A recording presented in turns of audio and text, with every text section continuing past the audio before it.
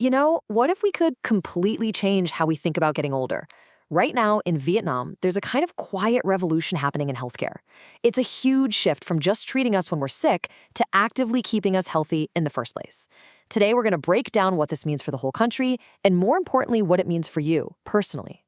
But before we get into all the policy stuff, let's start with something we all experience. How does your body actually change as you get older? It's a question that affects every single one of us, and really understanding the answer is the key to why this whole new health strategy matters so much. Look, getting older is going to happen. It's a totally natural part of life.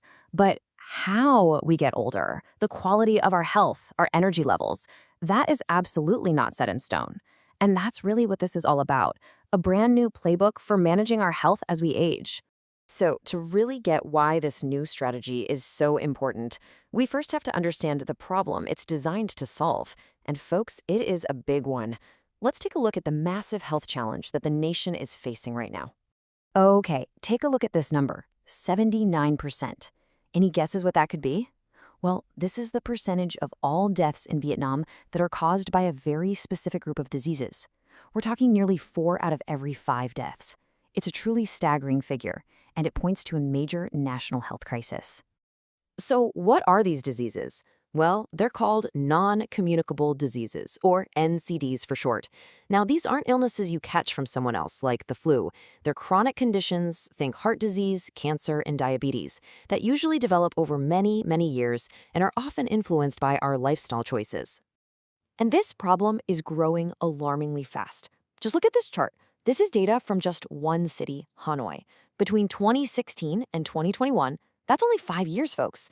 The rate of hypertension absolutely skyrocketed from under 19% to almost 31%. That is a massive jump.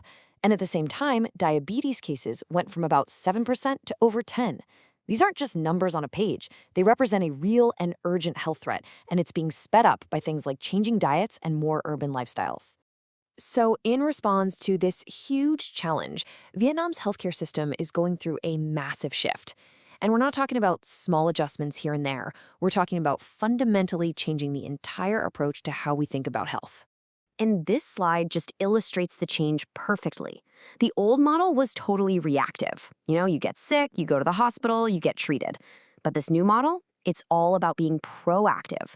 The focus now is on preventing illness from ever happening, catching it super early if it does develop, and managing it right in our own communities. And this isn't just some theory, it's changing real lives. Just listen to this from Mrs. Lê Thị Chuyển in Hanoi. She says, "Since being managed at the local health station, my health has improved more and more." That's the goal right there, in action. Better health close to home.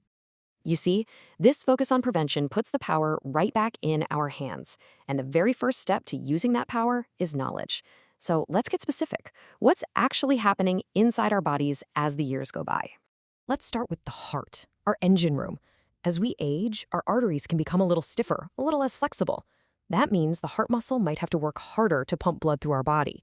And that is exactly why managing our blood pressure becomes so incredibly important, because it directly helps counter this natural process. Okay, next up, our lungs. Over time, our lung tissue loses some of its natural stretchiness, and our chest wall can become a bit more rigid. This just means our lung capacity can gradually decrease, which might make us feel out of breath more easily. And it really highlights why staying active is so important for keeping our lungs strong. And what about our digestive system? Yep, it changes too. The whole process can slow down, and our bodies might not be as efficient at absorbing all the nutrients from our food as they used to be. This connects directly to why the types of food we eat, and even how we prepare them, become even more critical for getting the energy we need. So understanding these changes is one thing, but what can we actually do about them? Well, this brings us to one of the most powerful tools we have to directly support our aging bodies: nutrition. What we put on our plate is absolutely fundamental. So what does eating right actually look like? This is the Healthy Plate model, and it's a brilliantly simple guide. The goal is all about balance. Fill half your plate with green vegetables, a quarter with some lean protein, and that last quarter with whole grains. It's a super simple rule to remember for every single meal.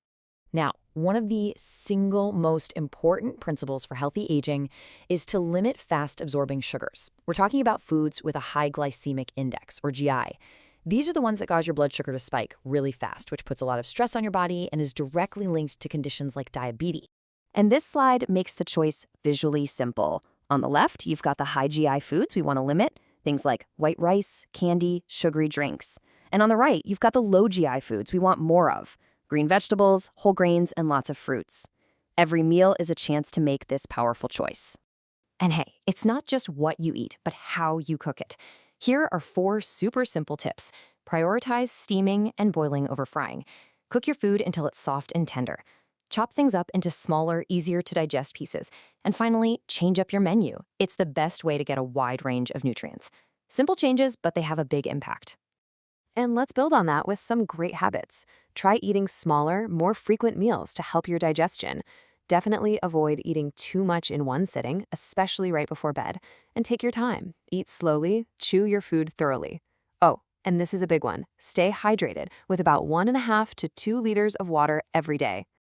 So this big national shift towards prevention really brings home a powerful truth. While the healthcare system is there to support us, we are the ones who build our own healthy future, day by day, choice by choice. It really all comes down to this timeless piece of wisdom: prevention is better than cure. This simple phrase is the absolute heart of this new approach to health and wellness. It's about being proactive, not reactive. And that brings us to our final question for you. After everything we've talked about, what is one small change you're going to make in your meal today? Because lasting health doesn't start with some grand plan for tomorrow. It starts with a single, simple choice right now.